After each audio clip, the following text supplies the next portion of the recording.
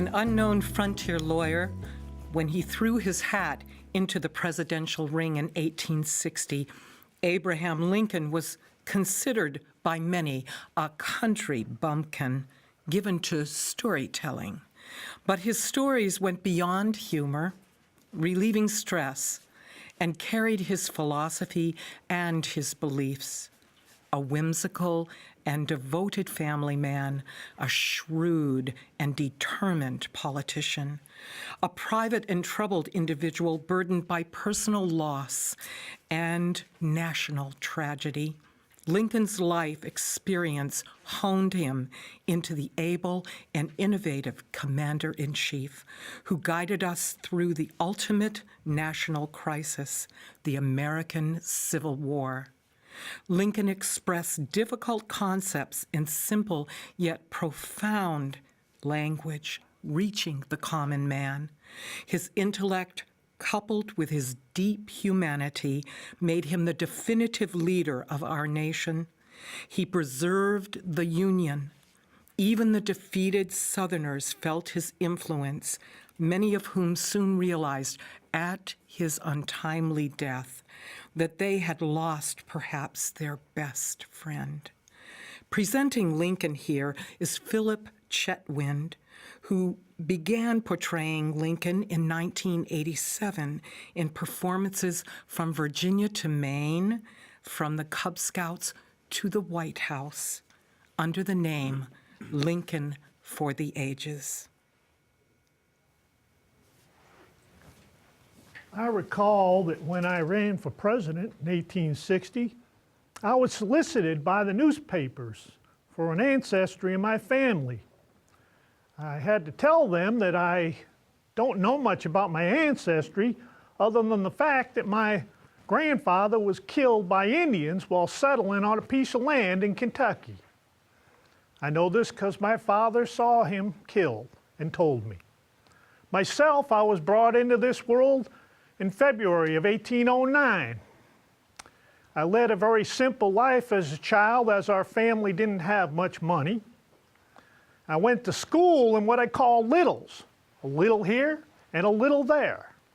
And the reason for that was quite often I would be kept out of school so I could tend to chores back at the homestead. Now, there are a couple of incidents which happened to me as a boy for which I was fortunate enough to survive. Once was when I was playing with my friend Austin down by the creek, and I fell in, and I immediately began to drown since I never could swim a lick. Well, poor Austin became greatly distraught, and he managed to get a stick just long enough to reach out and snag my shirt and pull me in. Rolled me around on the ground for a couple of minutes and got the water out of my lungs, saved my life. The other incident was when I had taken some grain down to the mill to grind it, and I got kicked in the head by a horse. I was giving the horse the command, "Get up, old hussy, get up, old hussy." I went, "Get up," and the horse kicked me. They say the first words out of my mouth 3 days later were, "Old hussy," which is the rest of the command I'd been giving the horse. Well, we moved a couple of times when I was a boy. Once was when we moved from Kentucky to Indiana. And when we arrived in Indiana, we were quite happy for a year or two. And then my mother took ill in 1818 with something called the milk sickness. Now, the milk sickness is when the cows get out into the woods and eat a particular type of root called snake root. And it contaminates the milk in the cow. Doesn't hurt the cow, but if people milk the cow and drink the milk, they become poisoned. There may be cases of people who have survived milk sickness, but I don't know of any. We moved again when we moved from Indiana to Illinois. And I remember that move because it was in the winter. Father always seemed to be moving us in the winter. Well, as we were traveling along the river, I saw a lot of large pieces of ice floating freely in the river. And I saw that a rather small dog had become trapped on one of the pieces of ice. So I did something for which my father always said I was a bit of a fool. I took off my boots and socks, rolled up my pant legs, and I waded out into the river and rescued the dog. Of course, the dog was quite grateful and licked my face for several minutes, and then we put him down and lost sight of him. Well, shortly after arriving in Illinois, I reached the age of 21. Now that was important to me because, you see, by law, back then, any money you made at any job you had when you were under the age of 21, you couldn't keep it. You had to give the money to your parents. So when I reached 21, I went out to live on my own at a place called New Salem. Now, when I got to New Salem, of course, I began to get an interest in a lot of things. I joined a local debating society, went around the countryside making stump speeches, which is just about what it sounds like. You find a tree stump, stand up on it, and start talking. Hopefully somebody will come along that want to hear it. Well, I also got my interest in the law at that time. I began studying the law, got a hold of a book, very basic, and began to study. And eventually I borrowed books from some of the prominent lawyers in the area. I ran a store while I was in New Salem. Of course, the store failed, and it took me some time to pay off all the debts. Well, they even made me postmaster in New Salem. They figured I could handle that since there were only 1 or 2 pieces of mail that came through in a week. Now, I also got my vast military experience in New Salem during the Black Hawk War. I was elected a captain of militia, and to give you an idea what kind of commander I was, I had my troops lined up in a single line moving across the field, and I noticed up ahead a picket fence with a small opening in it.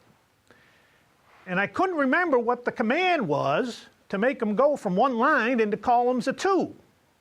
And we kept getting closer and closer to the fence. Finally, out of sheer desperation, I hollered, "Halt! Disband and reform on the other side." Well, not much of a military command, but it did achieve the desired effect.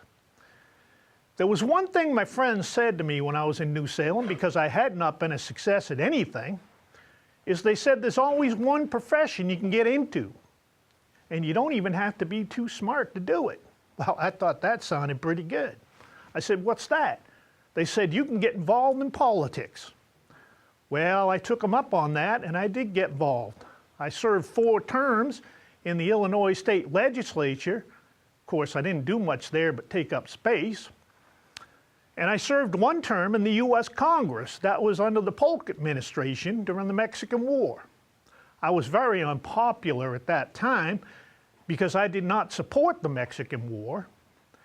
And I also helped introduce legislation which would have abolished slavery in the District of Columbia. So because of these views and them being unpopular, I only served 1 term. And after my term was up, I went back to what was a thriving law practice by then, and never thought I'd get involved in politics again. Of course, one should never say never, because I did get involved in politics again when I ran against my old friend Steve Douglas for his Senate seat in '58. Now, we had a series of debates, 7 in all, in which the main difference between us was that he believed any new territory applying for statehood should be allowed to choose for themselves whether they're slave or free. And I felt any new territory applying for statehood should come in as a free state, stop the extension of slavery, but not interfere with it where it already existed. Now, I lost that election, but because all the newspapers came from all over the country and covered our debates, more people across the country were reading about where I stood on the issues. So, as a result, 2 years later, when the new Republican Party offered me their platform to run for president, I was able to gain the presidency. Now, I think that's a fair exchange. Mr. Douglas got to keep his Senate seat, but I got the presidency. Mr. Douglas and I always seemed to be on opposing sides, whether it was in the courtroom or politically. Why, he was even courting Miss Todd at the same time I was. And I met Miss Todd at a social that was being held by her brother-in-law, Ninian Edwards. And I remember when I was introduced to her, I was quite taken. I told Miss Todd I would like to dance with her in the worst way. Well, she told her friends later that I truly did dance with her in the worst way. Apparently I stepped on her toes a couple of times. Well, we've had 4 sons. My oldest son, Robert, who was serving with General Grant on his staff. My second son, Eddie, who was born in 46, and then my third son, William Wallace Lincoln, was born in 1850, the same year that my second son, Eddie, passed away. And then my fourth son was born. His name was Thomas, but I call him Tad because his head is so large in proportion to the rest of his body, he reminds me of a tadpole swimming in the pond. And he's a bit of a rascal. He likes to come in and bring the goats in with him, and they run up and down the halls of the executive mansion, and Mrs. Lincoln chasing him and the goats, trying to get him to go back outside. He even comes into cabinet meetings, and he has his toy gun, and he's yelling, bang, bang, bang, and he's running through the room. He climbs under the table, all over the cabinet members' feet. And they just look at me and get madder and madder because they expect me to do something. I don't do anything. Let them run. Now, my cabinet members, there's an interesting lot of gentlemen. Mr. Seward, when I ran for president in 1860 and I chose him as my Secretary of State, he was at the time a leading Republican. Well, he thought he was going to be the fox in charge of the hen house. Of course, I had to set him straight on that. And then there's my Secretaries of Treasury and War, Secretaries Chase and Stanton, a couple of solemn fellas. But they have mentioned, I remember one time when Mr. Chase had said to Mr. Stanton that he was curious about the pattern of his beard because the hair on his head was so dark, but his beard was so white. I said, I think that's perfectly clear. It means Mr. Stanton uses his jaw more than his head. Stanton laughed even at his own expense. Chase did not. Well, in this struggle, both sides pray to the same God.